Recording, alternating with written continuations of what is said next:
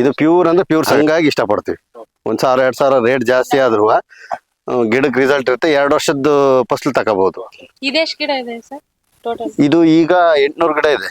ಹಿಂಗೆ ಗೊಬ್ಬರ ಹಾಕ್ಬೇಕು, ಗಿಡಗಳು ಕಾಯ್ತು ಕಾವು ಆಗ್ತವೆ, ಫಸಲು ಚೆನ್ನಾಗಿದೆ ಆಗುತ್ತೆ ಅಂತ ಹೇಳ್ಬಿಟ್ಟು ಇಲ್ಲೇ ನಮ್ಮ ಅಕ್ಕಪಕ್ಕ ಸಮೃದ್ಧಿ ಗೊಬ್ಬರ ಅಂತ ತರಿಸ್ತಾ ಇದ್ರು.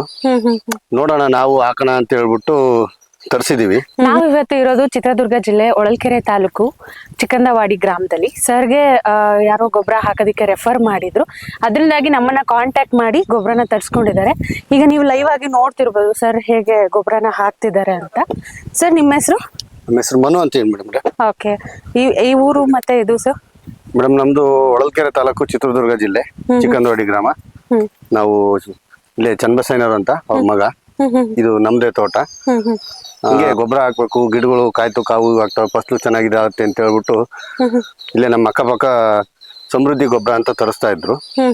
ನೋಡೋಣ ನಾವು ಹಾಕೋಣ ಅಂತ ಹೇಳ್ಬಿಟ್ಟು ತರಿಸಿದೀವಿ. ಎಷ್ಟು ವರ್ಷದ ಗಿಡ ಸರ್ ಈಗ?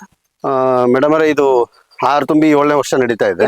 ಈಗ ನೀವು ಎಷ್ಟು ಈ ಗಿಡಕ್ಕೆ ಎಷ್ಟು ಕೊಡ್ತಿದ್ದೀರಾ ಸರ್? ಮೇಡಮ್ ಅವರೇ ಅವರು ಹೇಳಿರೋದು ನಮ್ಗೆ 1 ವರ್ಷದ ಗಿಡಕ್ಕೆ 1 kg, 2 ವರ್ಷದ ಗಿಡಕ್ಕೆ 2 kg, 3 ವರ್ಷದ ಗಿಡಕ್ಕೆ 3 kg, 4 ವರ್ಷದ ಗಿಡ ಮೇಲ್ಪಟ್ಟ ಗಿಡಗಳಿಗೆ 4 kg ಹಾಕಿ ಅಂತ ಹೇಳ್ತಿದ್ದಾರೆ.